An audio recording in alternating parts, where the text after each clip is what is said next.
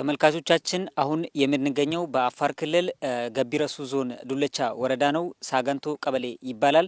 ይህ ቀበሌ ባለፈው ጥቅምት 27 ላይ ከፍተኛ የሆነ ውሃ የፈለቀበት ቀበሌ ነው። አሁን ላይ ጠፍቶ ወደ ታች ጥልቀት ጉድጓድ ፈጥሯል። አካባቢው ደግሞ በጣም ጠቁሯል።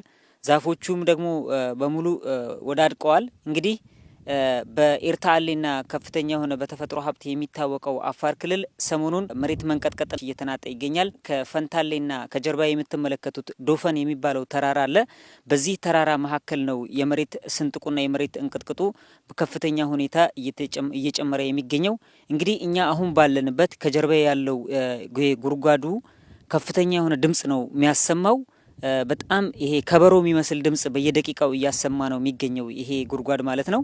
እንግዲህ እኛ በዚህ በቆየንበት ሰዓት በድግግሞሽ ነው የመሬት እንቅጥቅጡ እየተነሳ ያለው። የአካባቢ ማህበረሰብ ደግሞ እንግዲህ እዚህ አካባቢ ያሉት ማህበረሰብ በሙሉ አርብቶ አደር ናቸው። በተፈጠረው ከፍተኛ የሆነ የመሬት መንቀጥቀጥ እንስሳቶችም ከአካባቢው ሁሉ እስከ መሮጥ ድረስ ህብረተሰቡ ላይ ከፍተኛ ድንጋጤ ፈጥረው ነበረ።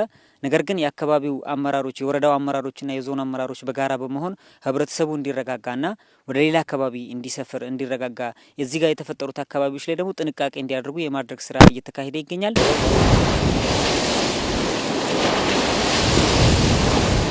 ተመልካቾቻችን እንግዲህ ከጀርባ የምትመለከቱት ሁለተኛ ቦታ ነው። እንደምታዩት እንግዲህ ጥቁር ውሃ በኃይለኛው እየጨመረ ነው የሚገኘው።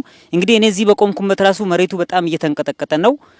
በዚህ በኩል ደግሞ ከኔ በቀኝ በኩል ደግሞ ዶፋን የሚባል ተራራ አለ። እዚህ ለሚፈነዳው ተራራው ራሱ የተናደ ነው። እንግዲህ እንደምትመለከቱት በዱለቻ ወረዳ ሳገንቶ ቀበሌ ላይ 4-5 ቦታዎች ናቸው እየፈነዱ የሚገኙት። ይህ እንግዲህ ሁለተኛው ቦታ ነው ፈንድቶ አሁን እንደምትመለከቱት እንግዲህ እየተንተከተከ የሚገኝ ቦታ ነው።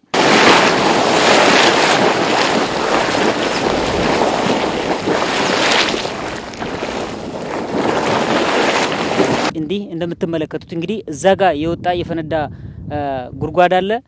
ከሱ ስትሬት እንግዲህ መሬቱ ተሰንጥቋል። በጣም በኃይለኛው ተሰንጥቋል። በየ100 ሜትር በየ200 ሜትሩ ነው ውሃው የፈነዳው 3-4 ቦታ ላይ። በየመሃሉ ደግሞ የተሰነጠቀ መሬት አለ። ከመሬቱ ደግሞ እንግዲህ እንደምትመለከቱት ጭሶች እየወጡ ነው።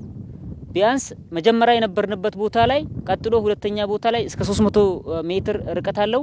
እንግዲህ ከፊት ለፊታችን ደግሞ ሁለት ቦታ የወጣ የፈነዳ መሬት አለ። እዛ ከዛ መሬት እና እኔ ካለሁበት ደግሞ ወደ 500 ሜትር ርቀት ነው ያለው። እንግዲህ ወደዛ መሄድም ስንጥቅ አለ፣ ወደዚህኛው የፈነዳበት ቦታ መሄድም ስንጥቅ አለ። እንግዲህ በመሐከላቸው ደግሞ ሊሰነጠቅ ደግሞ ጭስ እያወጣ ያለ መሬት አለ። እንግዲህ በየመሐከሉ ላይ በሙሉ መሬቱ ተሰንጥቋል። እንደምታዩት እርጥበት ፈጥሯል፣ ውሃ ፎርም ፈጥሯል። እንግዲህ በየቦታው እዛ ጋር ጀምሮ እሳት ጭሶች እየፈጠሩ ነው የሚገኙት።